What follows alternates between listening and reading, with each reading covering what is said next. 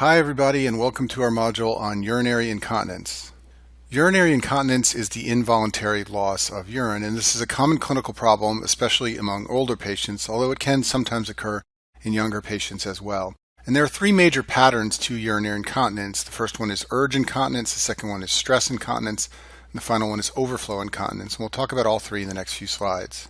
Urge incontinence is also called overactive bladder, and patients who have urge incontinence present with a complaint of the sudden urge to void accompanied by a loss of urine. Basically, at random times through the day, they will suddenly feel that they need to void and then they will lose some urine. And this is caused by detrusor muscle overactivity. So by way of review, on the screen here is the drawing of what the bladder looks like, and it's surrounded by a muscle called the detrusor muscle, which is supposed to contract when you are trying to void. In patients who have urge incontinence, it contracts involuntarily and suddenly, and that causes urine to leak. And the diagnosis of urge incontinence is clinical. It's based on history. Essentially, all the forms of incontinence are diagnosed based on history.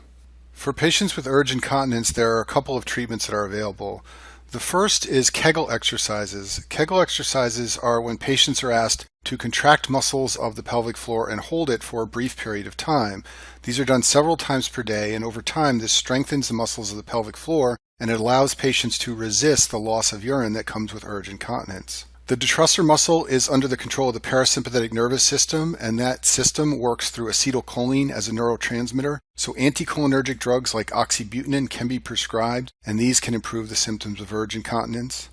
And then finally, for patients who are highly symptomatic and don't respond to conservative therapy, there is therapy available with what's known as neurostimulators. These are implantable devices that deliver electrical activity through the sacral nerve, and branches of the sacral nerve innervate the bladder. It's not really understood exactly why this helps, but in some patients this can significantly improve the symptoms of urge incontinence.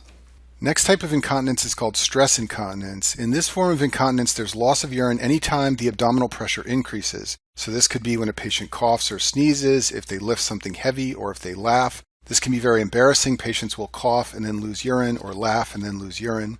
And the cause of this form of incontinence is pelvic floor weakness. The increased abdominal pressure, if the pelvic floor is weak, will force urine into the urethra, and that will lead to incontinence. And this is associated with obesity. Obese patients generally can have higher intra-abdominal pressure that can weaken the pelvic floor. And also women who have had multiple vaginal deliveries, this also can weaken the pelvic floor. Some of the treatments available for stress incontinence are shown on this slide. First of all, Kegel exercises can be used to improve symptoms of stress incontinence, just like they can be used to improve symptoms of urge incontinence. Many patients who have stress incontinence are postmenopausal women, and after menopause, levels of estrogen fall, and this leads to a general breakdown of the tissue in the vagina and the pelvic floor. So for this reason, topical vaginal estrogen, which can rejuvenate and strengthen that tissue in the pelvic floor, improves symptoms of stress incontinence for some women. Pessaries are vaginal support devices. This is a drawing of some of them shown on the screen here. Women can insert these into their vagina to provide support for the pelvic floor. They're often uncomfortable, but they can improve the symptoms of stress incontinence. And then finally, there are surgical options to try and strengthen the tissue around the bladder outlet and improve symptoms of stress incontinence. Okay, our last form of incontinence is called overflow incontinence. And this form of incontinence is associated with urinary retention. And it's called overflow because in this form of incontinence there is some problem emptying the bladder, and it gets so full with urine that it begins to leak, and that's the cause of the incontinence. This can happen for a couple of reasons. The detrusor muscle is the muscle of the bladder that needs to contract to push urine out. So in patients with any form of detrusor underactivity, they can develop overflow incontinence. This can happen to patients who have an obstruction to the outflow of urine from the bladder. This is very common in men with benign prostatic hyperplasia. There are lots of medications which can impair the ability for the patient to void. Some of these include antihistamines and antimuscarinics, but there are many others.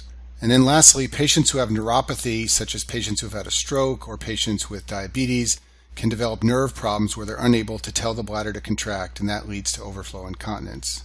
These patients will complain of the inability to void fully, and there will be persistent small volume urine loss. And then the hallmark of overflow incontinence is what's known as an elevated post-void residual.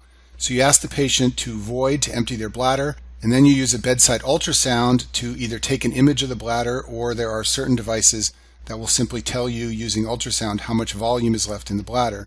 And if the bladder is relatively full, like shown in this picture here, or there's a high volume of urine left in the bladder after voiding, then that makes the diagnosis of overflow incontinence.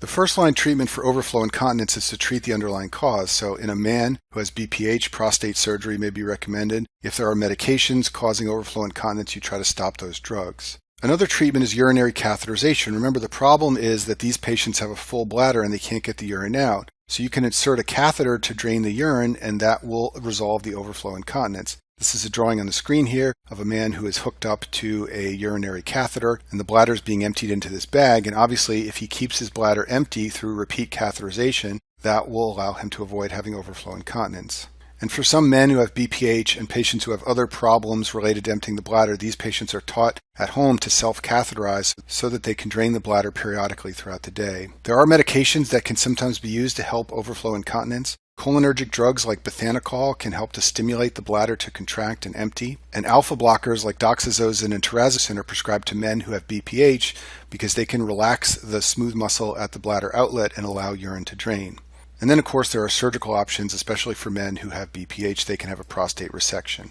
I'll finish with this slide and mention some of the gender differences between men and women when it comes to incontinence. Incontinence is much more common in women until the age of about 80. After age 80, in elderly patients, both genders are affected equally.